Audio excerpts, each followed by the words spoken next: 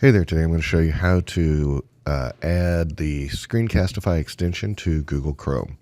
So the first thing I'm going to do is I'm going to go to the Chrome Web Store. That depends on if you're on a Chromebook how you get there, or if you're on a Windows machine. If you're on Windows, you just click here on Apps and go to the Web Store. If you are on a Chromebook, you'll click on the search button and then find the Web Store under the apps on there.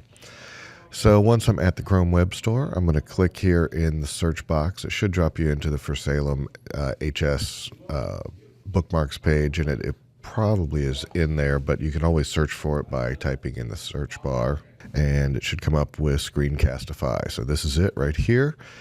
Click on it. It'll give you a little bit more information about it. You can click the Add to Chrome button, and it will add it to Google Chrome.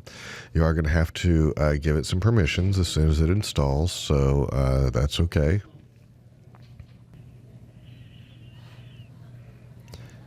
All right, so it's already been added, and now if you click on it the first time,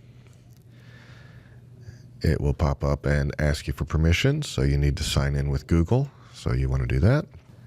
Make sure you pick your account. It wants to add and manage files in your Google Drive, so allow that. It saves copies of your files when you create those into your Google Drive. You're going to make sure you set permissions, so you're going to set it so that it can access the camera and the microphone. So just click Next on that, allow, and you are ready to record.